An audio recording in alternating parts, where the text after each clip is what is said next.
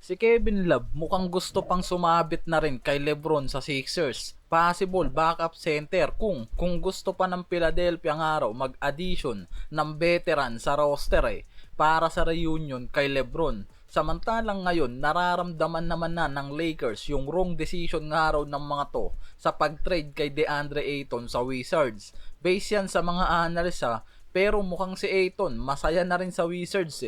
Sa report ni Dave McMenamin, ngayon nakikipag-ugnayan na yung agent mismo nitong si Kevin Love na si Jeff Squartz sa front office mismo ng Philadelphia after mag-sign sa kanila si LeBron. Ngayon lumilitaw na mismong si Kevin Love ang interesado sa reunion kasama si LeBron sa Sixers.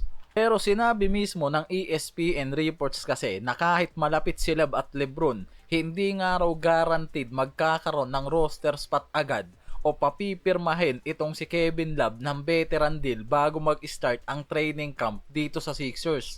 Kailangan na lang i-check ang roster spot, positional needs o available player, salary cap mechanics at kung kailangan pa ba talaga nila ng isa pang veteran big dahil sa ngayon wala pang available nga raw na roster spot yung mga to para nga magpakawala ng player, lalo na kung papipirmahin nila si Kevin Love sa veteran deal. Possible kakailanganin muna talaga nila mag-waive ng ibang player o mag-trade, o possible kung hindi naman magtatanggal talaga sila ng isang player para magkaroon ng spot sa kanila itong si Kevin Love. Yan yung nakikitang nagpapakomplikado ng lagay ngayon kung kaya pa nilang kumuha ng veteran backup center o gumawa ng trade para makakuha ng mas bata at elite na center para sa championship window.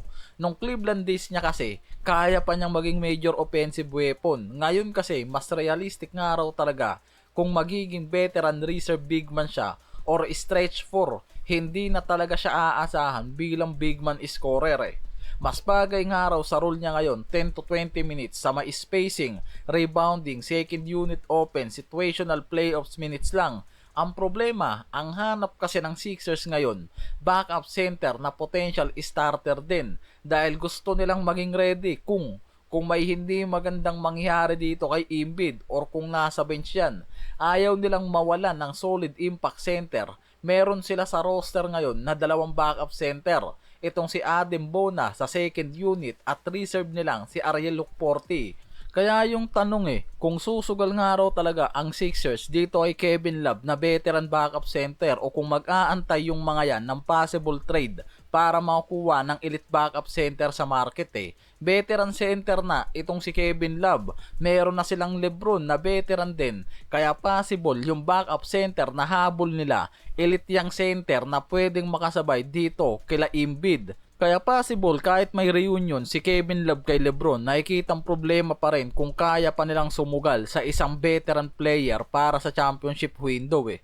Trinade ng Lakers si Ayton sa Washington Wizards kapalit si Jaden Hardy at dalawang second round picks, tapos ngayon possible i-waive yung contract nitong si James Hardy. Ang malaking trigger yung pagkuha kasi talaga ng Lakers kay Kessler na may 130 million commitment sa 4 years.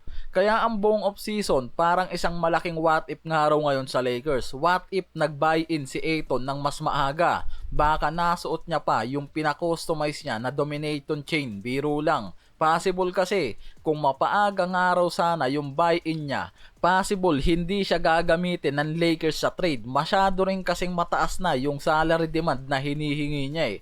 Ang problema kasi mukhang ayaw rin talaga ni Ayton maging backup center lang sa Lakers. Sobrang tagal niya na bago mag-decide na kunin yung player option niya. Kaya yung Lakers naging maagap lang. Ginamit siya sa trade kaysa makawala pa siya ng libre. Siya rin kasi dapat yung possible talaga na backup center after na pumasok rin sa free agency si Jackson Hayes, pero ayon sa report na pinag-uusapan, nagkaroon lang siya ng mas malinaw na commitment sa role bandang kalagitnaan ng March. Huli na yung lahat. Sa puntong yan, pwede kasing nakapagdesisyon na talaga ang Lakers ng bagong direction, kaya nga kinuha nila si Kessler. Si Ayton magiging part ng frontcourt rotation ngayon ng Wizard, habang si Anthony Davis ang projected starting center kapag healthy. Yan yung pinag-uusapan dyan.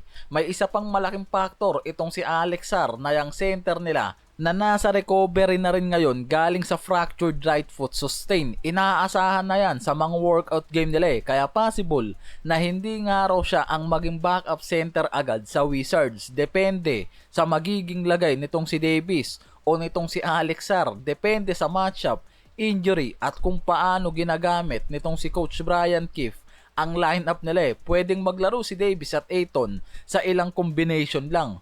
Dahil may bagong development ang Wizards, as of August 6, hindi pa nagkakaroon ng significant extension discussion si Davis. Sa mga routers report, parehong pinagpapaliban muna ng dalawang sides yung extension talks hanggang mas malapit na sa regular season. Parang iyan yung paraan talaga ng Wizards para malaman kung kayang maging healthy ni Davis sa buong season. May leverage kasi si Davis dahil meron siyang 62 million na player option sa 2027 to 28 at eligible kasi siya ngayon sa 4 years 275 million extension na hindi pa binibigay sa kanya. Kaya ngayon ayaw rin talagang sumugal muna ng Wizards ng maaga kay Davis sa malaking halaga, lalo na kung hindi nila masisiguradong healthy yan. Kaya nakikitang mahalaga si Ayton kung mananatili si Davis na healthy at committed sa Washington. Pwedeng si Ayton yung maging backup o frontcourt piece nila, pero kung magkaroon ng injury si Davis naman o kung magbago ang direction ng Wizards sa future, si Ayton possible magkaroon ng mas malaking role sa rotation kung magiging effective siya ngayon sa frontcourt. May recent discussion din na ang role ni Ayton pwedeng lumawak depende sa magiging future ni Davis. Yan yung base sa mga report.